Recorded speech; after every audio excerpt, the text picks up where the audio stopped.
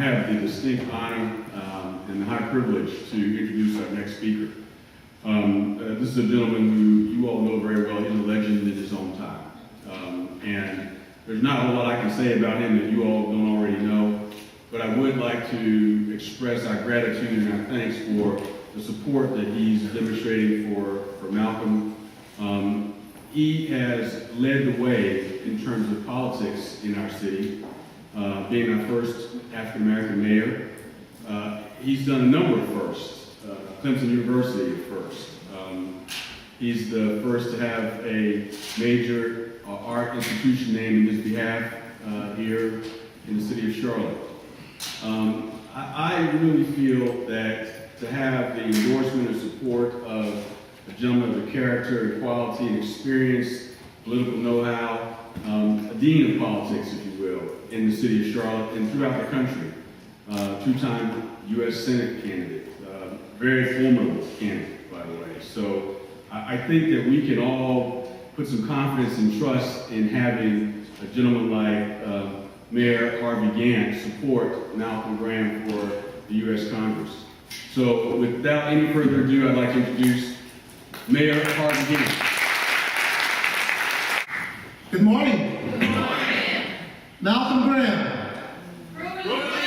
Malcolm Graham. I just wanted to make sure you all remembered that. First of all, I'm delighted to be here this morning.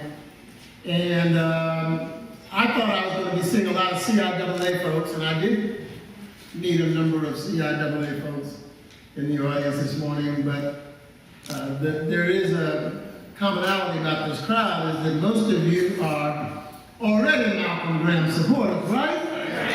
I mean, you know, I've got a few curious folks in the room that are just trying to figure out whether they're going to support Malcolm. Well, after having heard Darrell Williams, you got all the good reasons for supporting this candidate. So I'm not going to spend time trying to convince you that you should be supporting this very fine young man.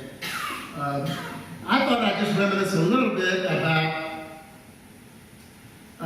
my memories of Malcolm Graham and the fact that he is, if nothing else, a very serious young man. Serious young man. Anthony called me a dean of politics. I remember when I was in this community, and the dean of political activity was Fred Alexander. All that means is that I've gotten old enough now, Graham, that people can call me a dean. That's a nice way of saying he's been around a long time. I remember this young man from way back when I was running. I think he was one of those people, those students that got involved in my mayoral campaign. And the thing that makes me very proud as a citizen of this community is that I see so many young folk who got involved in the campaigns in the late 70s and 80s, not only with myself, but many other fine folks who were struggling to get into office. And it is a great satisfaction to me to see some of the cream of that crop now stepping up to leadership. And Malcolm Graham certainly has represented that in my mind. That is why the slogan, Malcolm Graham, proven leadership, makes a lot of sense. We need to send this young man to the next level because he's done so well. Malcolm got involved with my campaigns when I was running for mayor, and then stayed involved when we sought to try to seek higher office, running for the United States Senate. But he plays tennis too, and not a bad tennis player. But I always knew when Malcolm had something on his mind, he would call me or Mel Watt up and say, I want to come over to your house and hit the tennis balls a little bit. You know, the guy is a lot younger than me, and he can really beat me on the tennis court. but he would lose those games on purpose in order to make me feel good, so that we could get around to the serious business of what's happening in the community. And I think the thing that stood out for me was he was always thinking about the city that he lived in. Always thinking about what he could do to make a difference.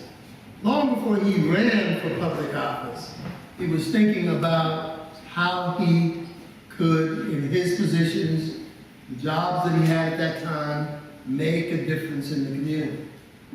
And that's one of the primary reasons I'm supporting him. I've known him for a long time, and I think this is a guy who is not going to be enamored by what I call the frills of politics. You know, there are some people who run for public office, and they just like to be in the newspapers. Or they just like the notion of being on television every now and then. Or they just like the notion of being called the honorable or whatever. But having someone go into public office who genuinely cares about people, cares about the issues, has the courage to speak out even when the issues aren't popular. Those are the kinds of people I admire. And I admire Malcolm Graham for the fact that he has been a long time believer in people and lifting people up. He has been around for a long time and has had the chance to look back on the importance of public policy and what it can do to make life better. And I think he's going to go to bed every night when he's our congressman, thinking about how he can make things better for the folks here in the 12th Congressional District and, of course, in the country at large. So that's why I'm going to support him. But that brings me to what I really wanted to say, which is that we got a lot of folks running. We got a lot of folks running. I'm absolutely a little surprised that we've got all these people in this race. And I know that for some, it does look like an attractive job, but it really means a lot of work. And for many who have not served in any public office, they don't quite understand what they're getting into. But Malcolm understands, and he knows the kind of dedication required to do an effective job for a congressional district that needs good representation. And he's proven that he can represent us, first at the city level, then at the state level. Now, why not at the federal level? So I'm supporting him. Some people say, well, you support him because he's got an interesting biography. His life story is wonderful, and it is. It is. It's impeccable. Well, you support him because he's from Charleston. I noticed that the caterer of the day is from Charleston. I'm from Charleston. And there's a Charleston thing here. If you ever listen to Malcolm talk real well, he's got a brogue that I like, okay? Got that, a little bit of that Geetsy stuff that he's kind of getting.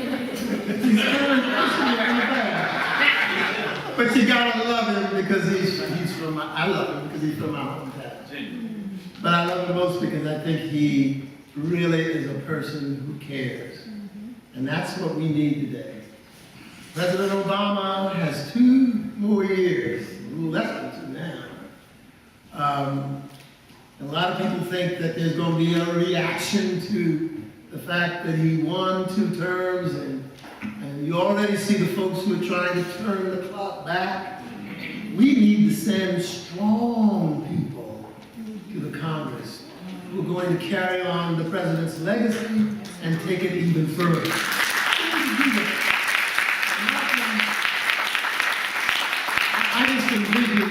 I envision seeing my congressman up there doing the kinds of things that are going to be necessary to move the needle forward.